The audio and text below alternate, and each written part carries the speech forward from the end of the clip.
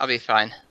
Well, Ready. Welcome back to Inside Movies Galore. I'm your host for this evening, and here in the room in episode 99, we have the Inside Movies Galore crew. So welcome back, everyone. So again, we have Mr. Light and Shadow coming back. Hello, Chris. Hello. And we also have Kabuki Jake in the room, and Septum Sin. Hello, everyone. Hello. Hello. Hello. So tonight we are about to discuss the film from 1972 called Frogs. Dustin, why don't you tell us a little bit about the film and when you first saw it? well, the premise of Frogs is Destination. I wonder if anybody else kind of got that vibe too. So this old guy has been living on, has kind of like a goofiness to it by how like ridiculous some of the deaths are. By the way, this is the original movie poster, somehow in a shirt. I wrote a grad paper on this and other reptile horror movies, actually, and this is from when I gave the presentation. And so every time I do anything amphibian related, I wear this. So yeah. But now that the pressure of having the camera off, like I fucking love this movie. Like it has like just such a weird like tone. It's so fun if you approach watching it in the right way. Like it's not a good movie by really most metrics, but fucking damn it, is it a lot of fun. So I'm excited. Yeah. Okay, so Red, welcome back. When did you? Was this your first time seeing the film? Yeah, this was my first time watching it. And what were your thoughts on it? At first I thought it was kind of slow moving, and I thought it was kind of weird. I'm like, what is this? Yep. But then I thought for 1970, it was actually pretty good.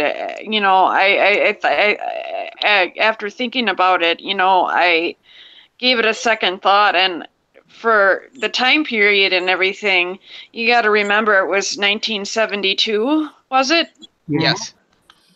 For that time period, I mean, and for, you know, the theme and everything, it actually was pretty good for what it was. Okay.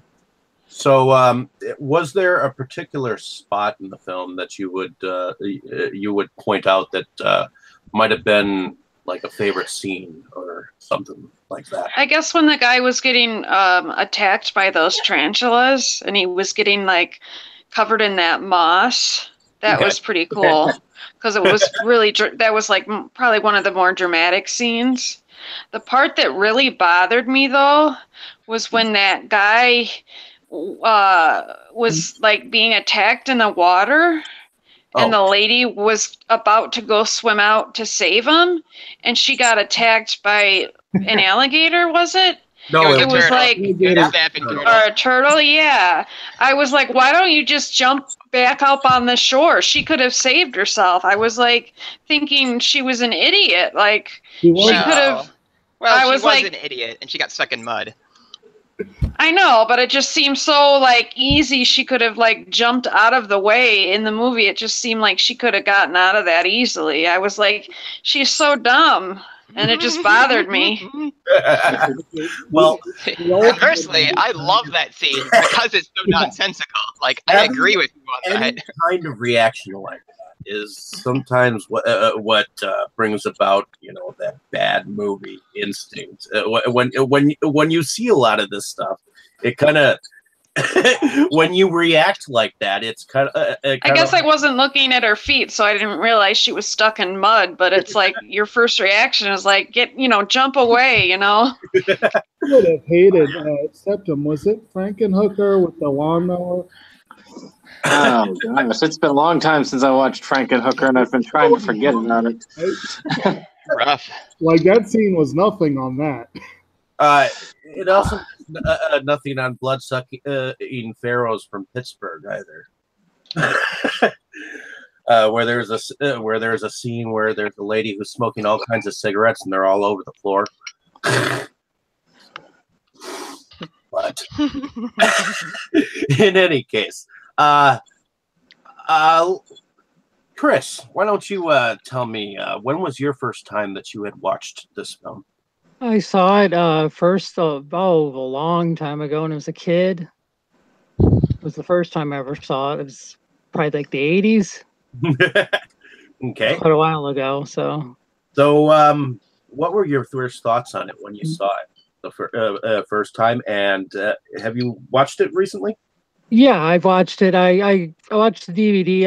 I many times. I've seen it. Yeah, multiple times. Really. I don't know. I liked it. I thought it was interesting. I thought it had some interesting like shot compositions, like in the beginning, and then I liked the lighting through like the shafts of light in the like fog enshrouded trees, like the atmosphere. Okay. And I don't know, I thought the characters were kind of interesting like dynamics with the controlling father and like the family dysfunction between the siblings and like the married couple. I thought that stuff was interesting. I don't know. I always thought that was, I don't know. Yeah, they were fairly fleshed out and developed like as characters. And it was they were pointed out as there's even a line in the movie. It's like, you sound like the worst of the ugly rich. We are the ugly rich. Like nobody had really any redeeming qualities. So it's kind of like, yeah, get them every time like they were killed. Mhm. So it felt like they really did a good job of playing that up with the characterization of a lot of these people. Okay. Septum, why don't you tell me a little bit about your thoughts on the film, and was this a first-time watch? Oh, no. I remember watching this. Basically, I saw it, and I couldn't not watch it after seeing the cover on this thing. I mean, a frog with a human hand sticking out of its mouth. I mean, what's not to like on that? It had a sweet cover. So, but to me, it all represents the duality of our society, really, when it comes to the environment, where you've got two sides of the argument, and there are gray areas in between, but it usually falls on the side of one, which is the protagonists, which is trying to seek to live with nature, to just be to live alongside the environment. And then the other side, which is, nature was given to us either by God or just by whatever that guy was considering. And we can do with it what we please, and nothing bad will come of it. And, of course, in this particular one, you could tell which side it fell on. One of the things I thought was entertaining was that my wife was talking about how, this reminds me of The Happening. And I was like, no, this was a much better movie than The Happening. But there is that whole concept of we've wrecked things so much, finally it started back. And to me that, though it is cheesy, and the cheesiness, I think, lends to its charm. Oh yeah. But the message itself that it tries to convey is quite serious. Yes, and I feel like it is a worthwhile movie. I'm glad that I got to see it again, especially in my Shout Factory Blu-ray version, which has a little bit cleaner transfer.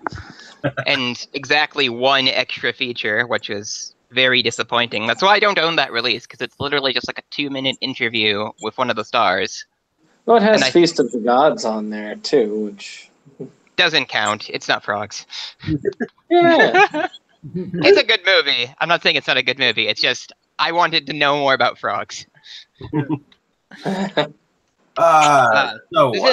technically classified as eco-horror too, so a lot of you guys did a great job of picking up on that. Like there were a whole spate of movies in that time period that were in the lines of nature gets its revenge kind of genre. Nature versus man.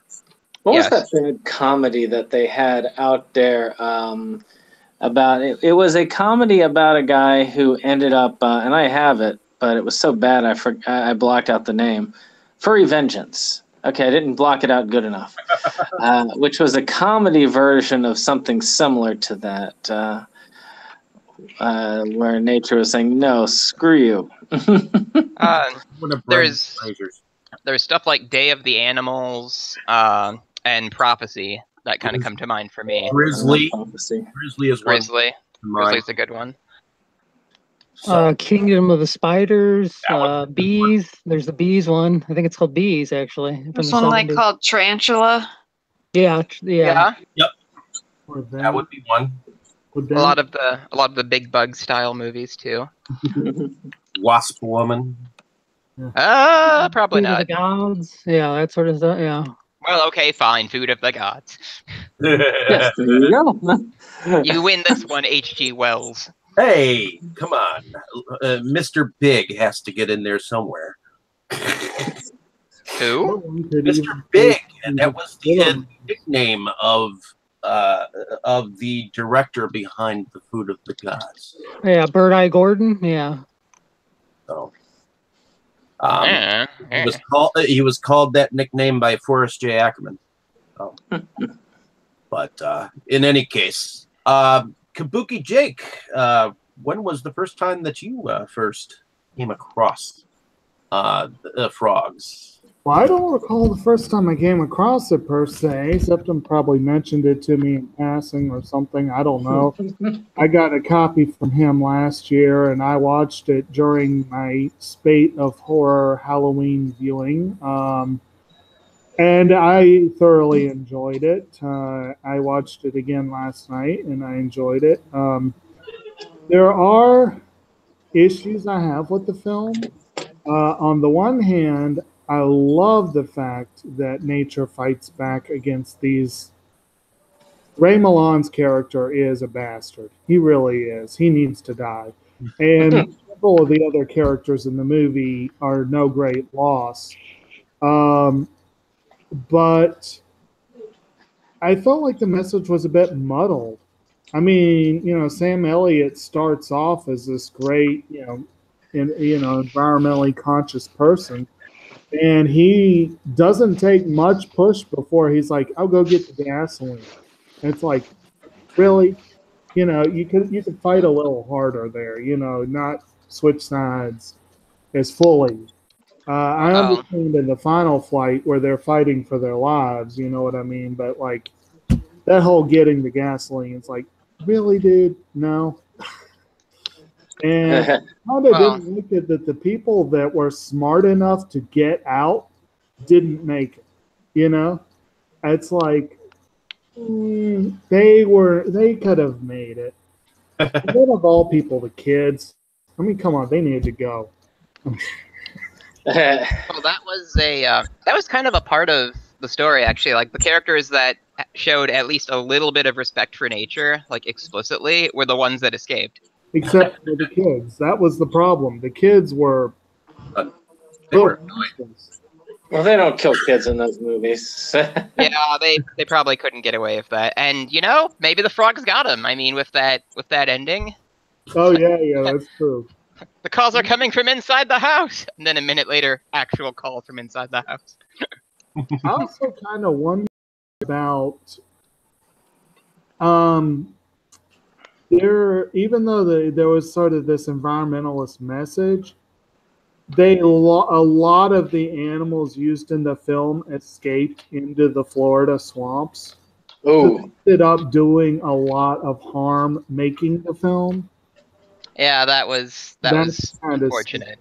Yeah, and I kind of wondered if any of the animals were harmed. I could find nothing on that.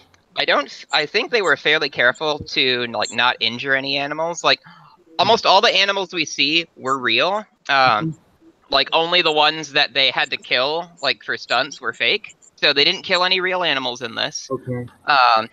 Kind of funny, like there were basically no actual frogs in this movie. Everything we saw was a toad. Like those were all toads. yeah. There were frogs, but not a huge number. It was mostly toads. Yeah. I think we have actual frogs in like maybe 2 or 3 frames, and that's it. Well, I think so. The thing that I like about this film is I saw this maybe once while I was growing up. I'm not exactly sure when, but I know I was fairly young. but I saw it in bits and pieces over time because my dad was a channel flipper. So, but I finally had the chance to watch this a little bit before fully once again a little bit before the show, and I have to say how young Sam Elliott was. My God. Especially when he's like, "Oh, better take my shirt off to unstick this boat." He's definitely not the Ghost Rider that we saw. He's young and he doesn't have a mustache. It can't be Sam Elliott. Exactly. He looks like a caricature of a Brady Bunch character. You know, I mean, they got the hair of the 70s. You know, it's the mullet or whatever you want to call it. But I had a lot of fun with this film myself, and though yes, I do agree with you, Kabuki Jake, that some of the message seems to be somewhat, you know,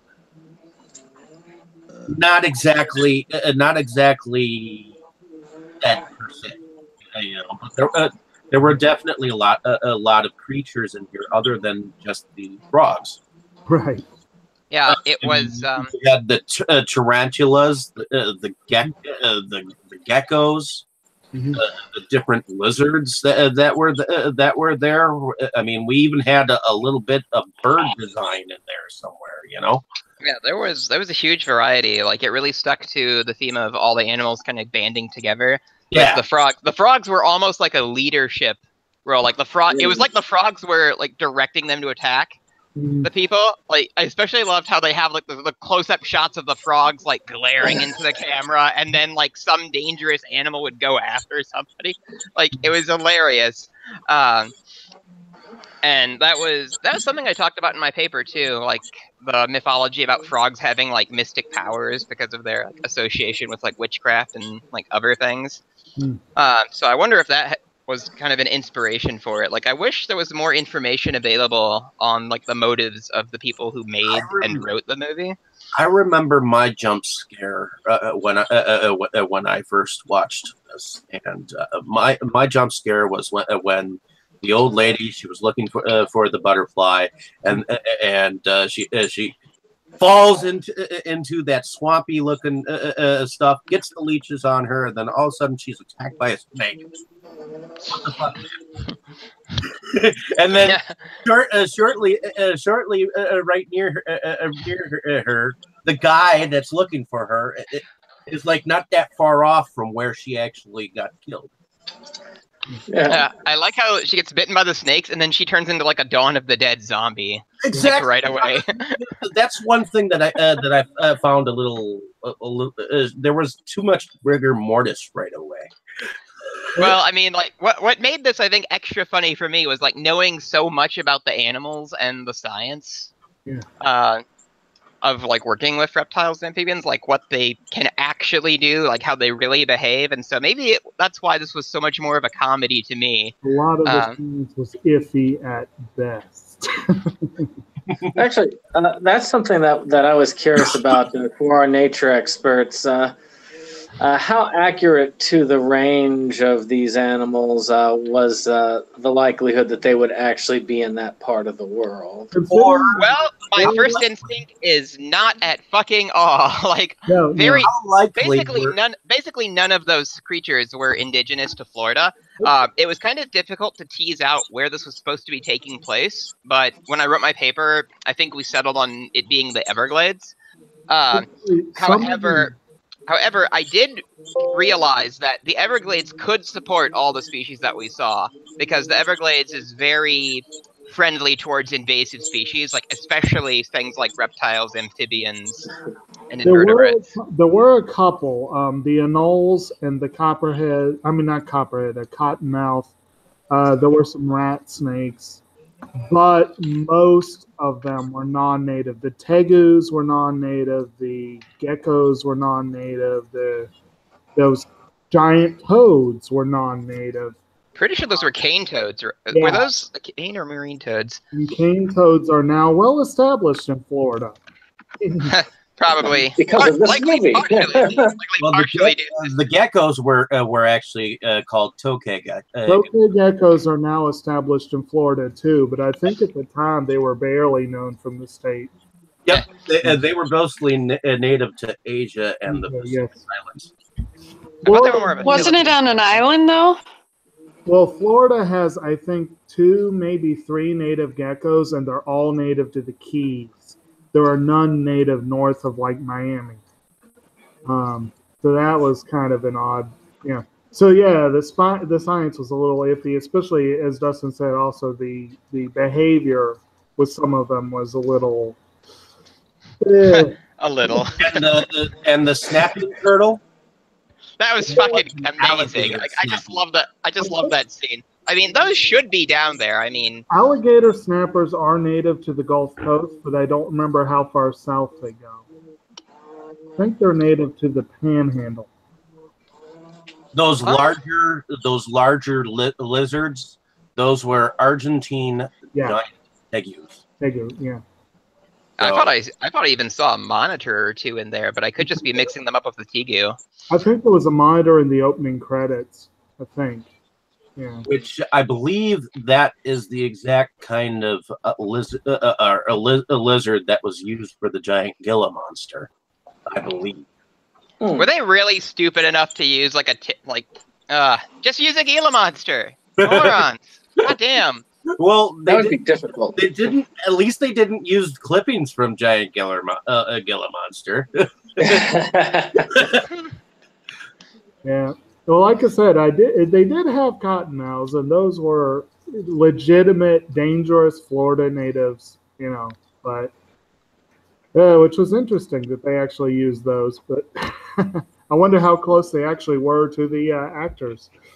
I gotta love the death by Spanish moss. Yeah. I mean, you gotta wonder how many people have actually died of Spanish moss related incidents. I'm sure there's got to be one. Well, I kind of felt like the tarantulas were in charge of that. Yeah, the venomous tarantulas. Yeah, it was kind of implied that the moss was full of spiders, and that's what was getting him. There you go. That they were on the same trail we were with the Spanish Inquisition spider. They called that live in Spanish moss.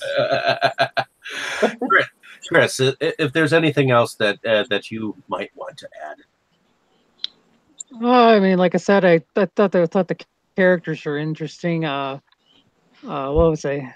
There was another thought I had. I'm trying to remember what it was. You talked about the shot composition. Like there were a lot of very pretty nature shots. Mm-hmm.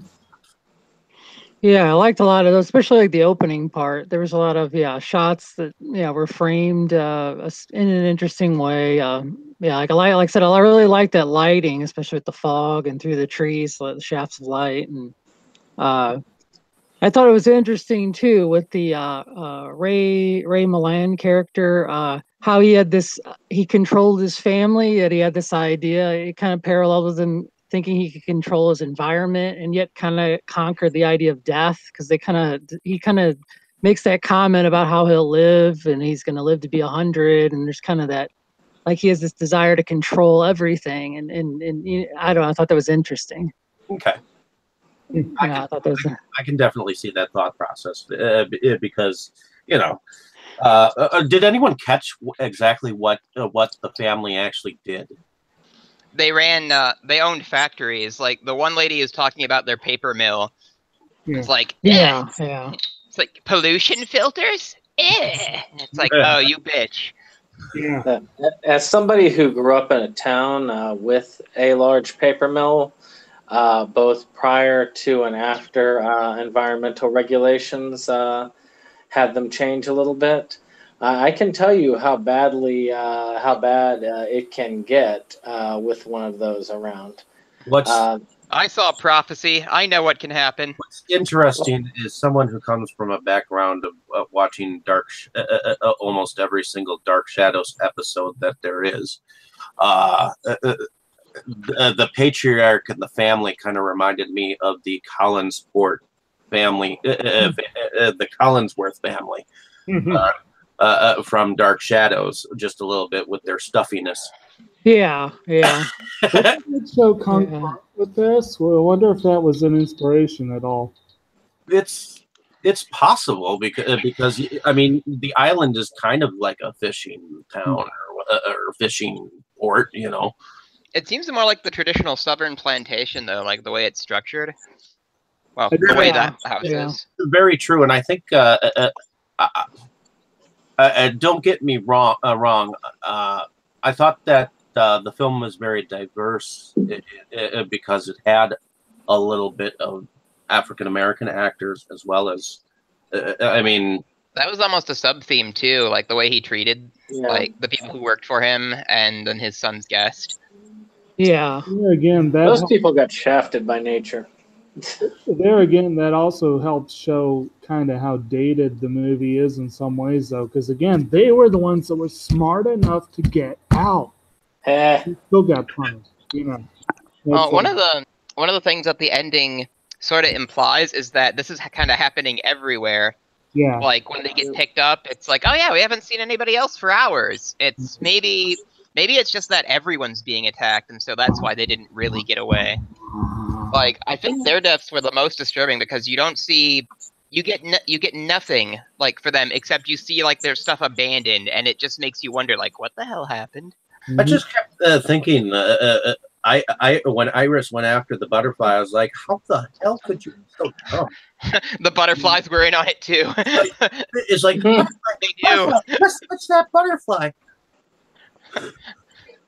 Well, supposedly they originally were going to have Death by Butterfly, and they thought it was too silly.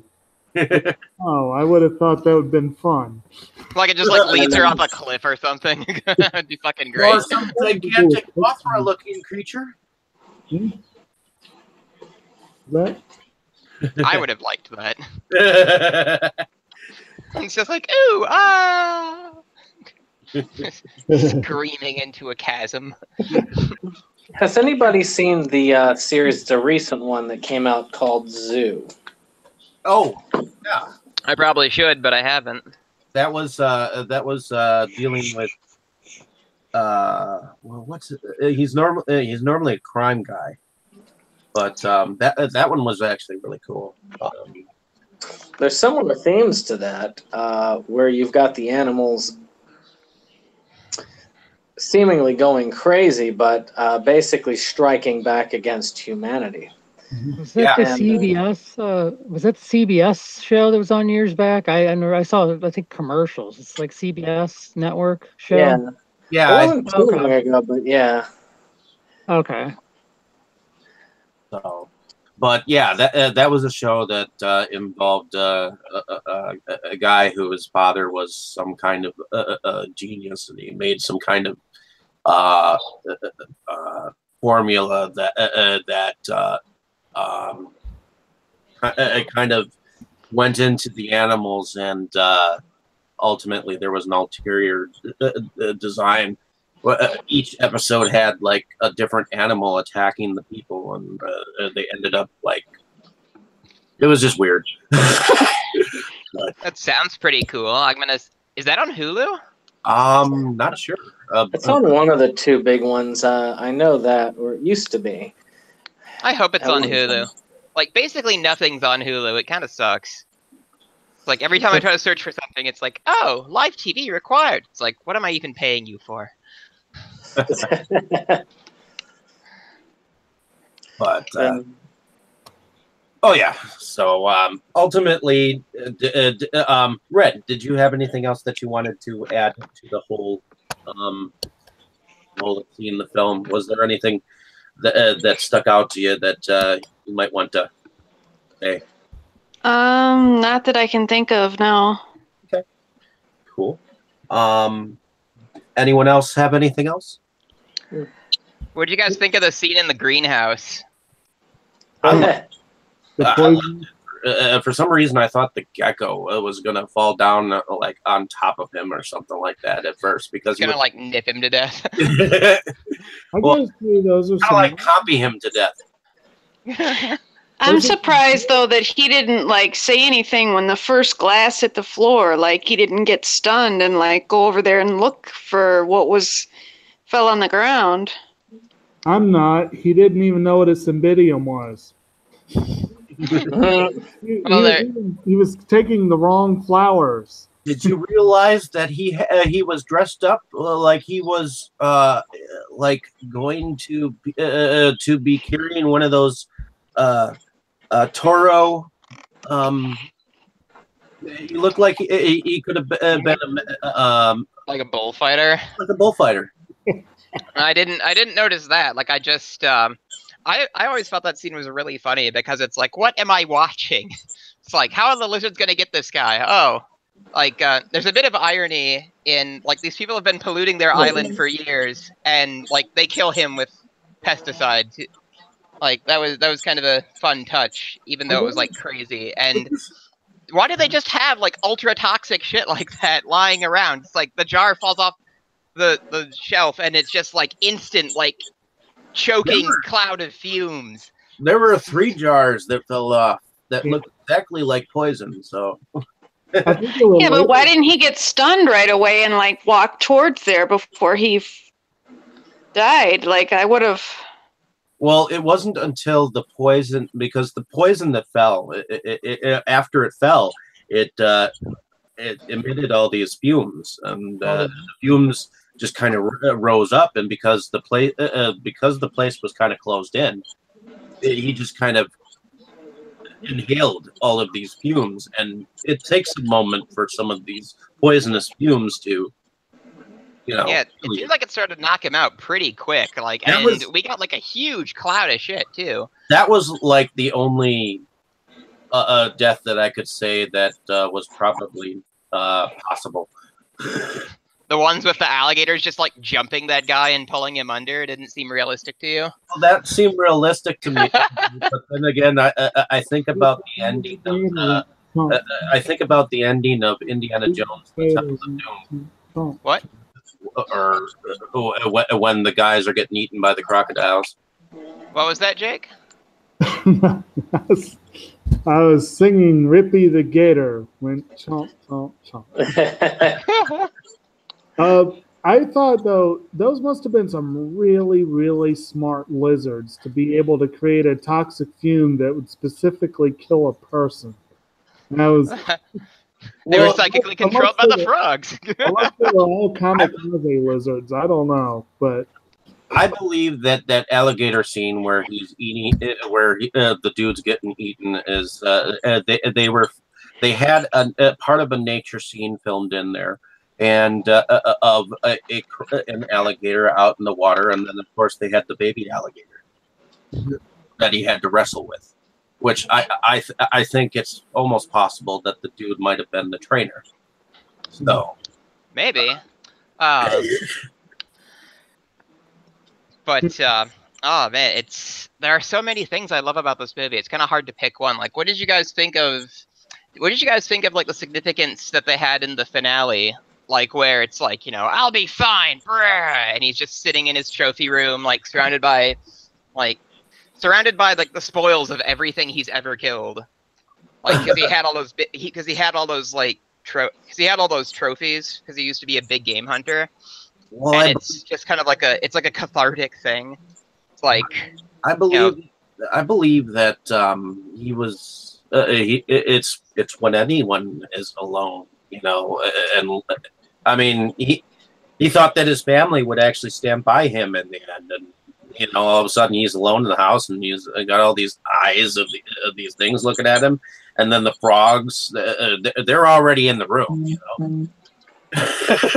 They fucking break in, like, and then I like how they like call his ass first. It's like, hello, silence. To me, it kind of. Have you ever seen the 1990s version of the Jungle Book with Jason Scott Lee? Oh, you better believe I've seen that. Like, I fucking love that. That's also a pretty rad movie. Remember when the monkeys were looking down on the dude while Ka was supposed to come in? Well, that kind of reminds me of what the frogs were doing. Except the monkey, where the monkeys, it seems like the monkeys were more cheering the snake on rather than like mind controlling the snake. Hypnotoad. Exactly. Actually, when I did the presentation like on this movie and like the other reptile movies, I think that was my last slide. Applause, and it was just like a Hypnotoad gif. The people who got it laughed really hard. In any case, did anyone else have anything else that they wanted to say about it? I mean, like I say, I felt like this movie was quite good. I enjoyed it all the way through. I'm kind of I'm saddened that several of our other people have not gotten to see it, but you know, hopefully they'll take the recommendation and they will also find it on their own time. Yeah, they better watch that, because I was really looking forward to like fighting with Dane over this. It's like, it's great, and here's why. It's like, you liked The Room, you can't talk, Dane. I was pretty sure Dane would hate this. So I was looking forward to the how you like this now. I don't know. I think the subtle themes of the movie would actually appeal. It does have a surprising amount of depth to it when you approach it from like one type of analytical perspective, especially with a fair amount of my paper was based on there was an academic paper fully dedicated to just this movie in a book I found on like essays about animal horror movies. Let's see if I can dig up the title real quick. Polluting and Perverting Nature, The Vengeful Animals of Frogs by Jennifer Schell. It's a chapter in this book I have, Animal Horror Cinema, Genre, History, and Criticism. And that goes into a surprisingly detailed breakdown of this movie and like a lot of the themes that author interpreted. Which a lot of times when these people watch a movie and they're like, oh, I see this symbolism, oh, I see that symbolism. A lot of times it feels like just pure projection on their part, but with a lot of the things pointed out in that particular article, I can see how that could have been deliberate with this movie. So if you interpret it a certain way and approach it a certain way, there's actually quite a bit of depth here. Or you can approach it how I did, as just a ridiculous movie that you can just like sit back, crack open a beer, and have a good time with. And there's not as much content out there for this either. So I'm really happy we got to do an episode where we talked about it, so that the people like me who love the movie and want to know more have a bit of a resource, an additional resource for it. Is there anything that anyone here would rather like to understand with better commentary behind it? Like another movie, you mean? Well, no, like a documentary about like how they filmed it. Like why it was written that way. Like where did they get their idea? How did they basically how did this come to be? That's what I would like to know. Like who wrote it, things like that, things of that nature. I always like random bits of trivia, like one that hasn't come up yet that I've read today. There were a few things on IMDb, but one that was interesting was that apparently Ray Milland was so unhappy making the movie that he actually pieced out before it was over. And that final scene was basically a stunt double getting killed by the frogs. I love how they kill him too. They just jump all over him and give him a heart attack, or what the fuck? He just dies. Right. But they were saying he was so uncomfortable in the heat and everything, and kind of reminded me of some of the anecdotes I read about what was it? The Long Hot Summer, I think, with Orson Welles. I read some crazy stories about him in that movie, and it reminded me a little bit of it. Yeah. Kind of like what remember in, I think it was Indiana Jones and the Lost Ark, when he was supposed to have that sword fight, but instead he pulled out his gun and shot the guy. That was a great. Well, he had a heart attack at that moment. Oh. So, Like in real life, or real life, he had a heart attack at that moment. oh, I've heard so many stories about that scene. It was supposed to be a long-ass swords fight, but instead he just kind of had a heart attack. So he was like, I'll just pull out my gun and shoot the guy. The story I heard was that Harrison Ford was like tired of doing takes, and like as a gag, he just like pulled out his gun and pretended to shoot, and they just kept it because it was awesome. Like that's the story I've heard. I'm sure with that movie, there's any number of stories. Oh yeah.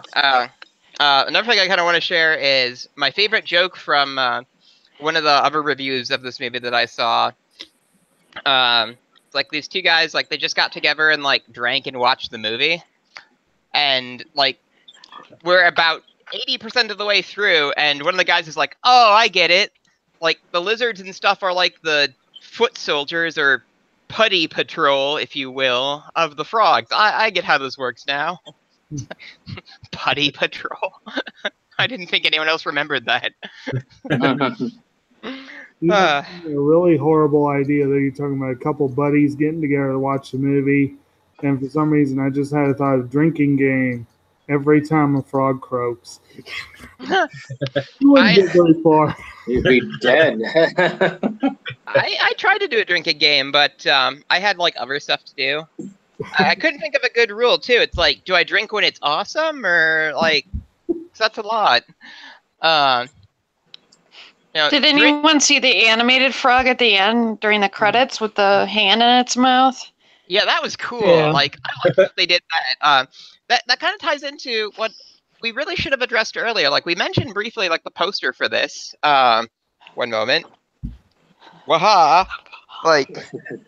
Like, isn't this just like the most awesome poster? Like, this writes a check for what you expect to see. You expect to see giant frogs devouring humans, and we don't get that.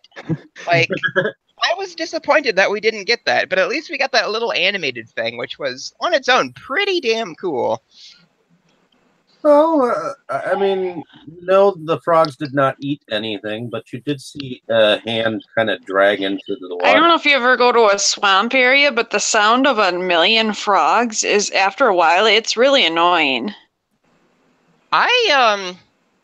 Well, when I went to undergrad, my dorm room was right next to the pond, so I would have, if it was warm outside, I would just have wall-to-wall spring peepers. And for about a year and a half after I finished undergrad, I could not sleep without the sound of the frogs in the background. Like, If you've ever it camped annoys outdoors- other people, but I love it and find it very soothing. If you've ever camped outdoors, the most sound that you will probably hear is the sound of crickets, and crickets are similar to the croaks of frogs to me. Yeah. American toads. So to me, it's like if you go out and enjoy a little bit of nature, at least a couple of nights, it's not so bad. But if it were every single night, I'm not sure. Of course, they had the frogs bumping up against the windows, so that was a totally different story. I had to play a loud recording of frogs to sleep for a while after undergrad. So I was just like so acclimated to it. On that note, I think I'm going to end this episode. Yeah, there's a lot more that could be touched on, but I think we've gotten a pretty good set of input from everybody. If you'd like, you can find my article where I talk about frogs and other reptile/amphibian related horror movies at the Reptile Report. The article is called Herpetology Horror Show. And when I start really getting my articles going for Inside Movies Galore, I would like to do expansions on each of the movies I talked about. So, because I talk about Alligator, I talk about Aberration, I talk about Frogs, and a handful of other movies. But each one, there was only space to give a paragraph or two to each film. So I'm going to try and do an expansion of that project for Inside Movies Galore as soon as the Wretched Beast review is finally finished, which You're not even done with that yet? I keep being stopped. It's like I thought you were done like a while ago. I was pretty close, and then I had to stop to do finals week, and then it's like everything else I left undone during the semester. Like, it's basically every day I put out a new fire while trying to work on the other thing. I sent Brandon a draft, so we're in pretty good shape, I think. Right? I just need to tie it off. Yep, more than likely. It's all about focus, you know. Are you like a perfectionist? Yes. Well, there you go. I'm when not I, entirely when I was submitting the reptile paper to this other website, we submitted it. I think we talked about submitting it, I think, in July, and I finally submitted it to them like in October after basically rewriting and reproofreading the entire thing. On the plus side, they didn't have to do any editing and just published it because it was like perfectly ready to go. Oh, that's good. So, my professor who suggested I publish it was like, she was really surprised. Hi, Gerlinda, if you're somehow listening, by the way. She was really surprised that they accepted it so quickly. So, ready. But yeah, I write slowly, but I do good work. I'm going to start with Brandon. Why don't you tell me a little bit about yourself and what you do? Yes, my name is Brandon. I run Septum Sen versus the World. I double as Septum Sen. I work with Kotobuki Jake, and for a lot of our videos, we cover everything physical media related, be it books, video games, or mostly movies, really. We have been doing quite a bit of work lately. I'm hoping to come out with a review for John Johnson's remake of the film Plan 9. We are also working, as we speak, on coming up with a new intro. We have had an intro song recorded by the Rebel Gaming Club, and we're trying to put together an intro that is fitting of that. And we're going to be doing a special episode hopefully next week if things work out. Cool. Why don't I ask you, Kabuki Jake, to explain what you do and where you're from? Okay. I am Jake, aka Kotobuki Jake. I obviously guest on Septum Zen versus the World. I have started my own channel, which I intend to get back to soon, which will feature reptiles at some point or another. Fuck yeah. I intend to definitely keep an eye out for opportunities to film short videos about the various ones that I encounter in this area.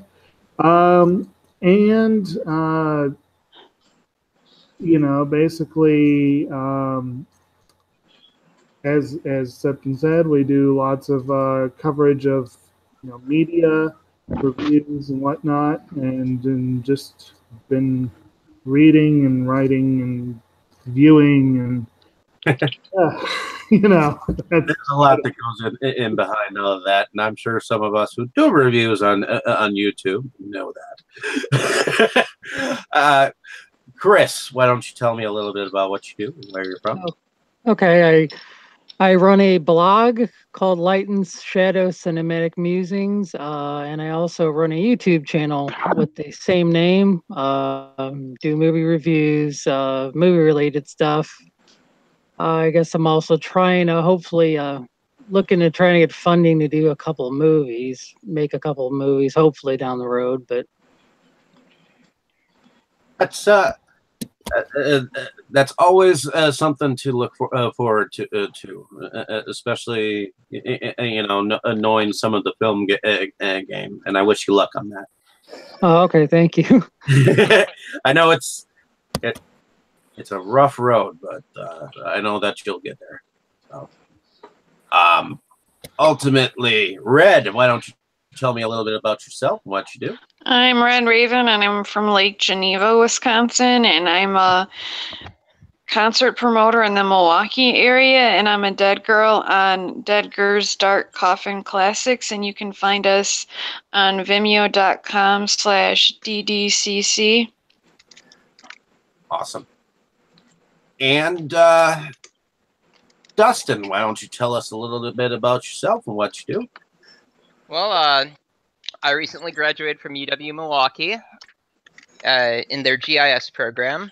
And so right now I still live in Milwaukee, and while I look for work, I'm looking to write some movie reviews for the Inside Movies Galore blog. Like, I'm just like a major horror collector. So I kind of like everything. So movies, figures, comics. I kind of do it all.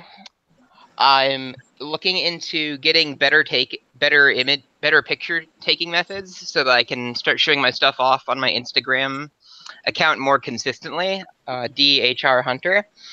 Some of my previous writing, like I said earlier, is available on the Reptile Report website at Herpetology Horror Show. So if you just search for that, it'll probably be the first result. And it'll give you kind of a preview of what to expect from my reviews going forward, because I tend to put a lot of research and work into them, which is why they take so long. And so I'm excited to get that off the ground. The main issue has just kind of been, the semester got pretty busy towards the end. Like, there were weeks where I didn't sleep and just worked on assignments, like, literally nonstop.